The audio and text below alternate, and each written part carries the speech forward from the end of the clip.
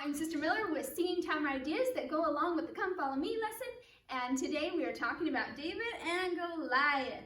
But there's so many other stories included in this, so we gotta include them by using our songs. So I created a list of songs that I felt like went along with the different lessons that are going on throughout, because we are also talking about Saul and David's call, and we're talking about being called of God, and we're talking about being valiant, and the part of choose to serve the Lord, like David, I will slay Goliath in my way. We have I'll walk with you, and this one I felt like went so well.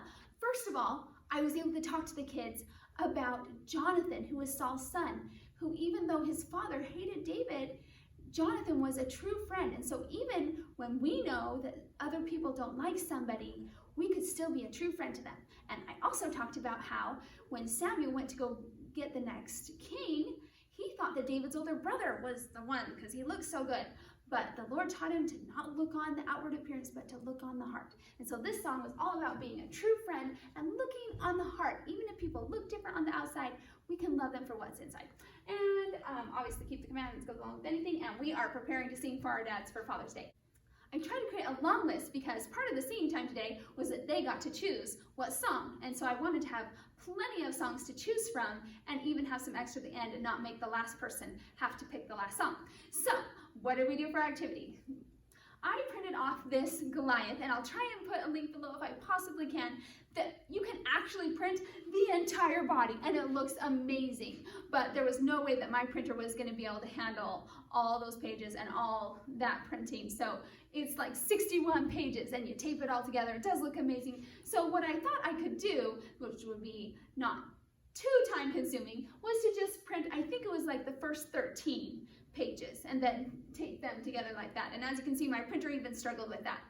So I put that up there, and then I talked about David and how he was able to slay Goliath, which most of the kids know the story. But what I did is I had a rock from outside, and I had them all sit in one long line across the front of the primary room, and they just would pass the rock back and forth while we sang. And then whoever it landed on, that person and the two people on the side of them got to come up and throw a rock. Not really a rock. It's my sticky ball. So you could get something like a sticky hand or a sticky frog, any one of those things you like. Throw at the wall and it sticks. I just happened to have a sticky ball. And so I had all three throw the sticky ball, and I asked, where did the rock hit Goliath? And they all knew it was in the forehead. I said, okay, so whoever gets closest to the forehead gets to choose our next song. So they come up. Whoa, am I good or what? And it sticks, and then it would fall down. It was heavy enough that it would fall down. So maybe practice it, make sure whatever you're throwing to stick up there will come down, or maybe have a chair so you can get it down.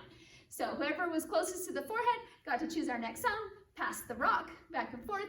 At the end of the song, whoever had the rock, then the two people come up, and the kids loved it. It was great, and it was not a lot of prep work.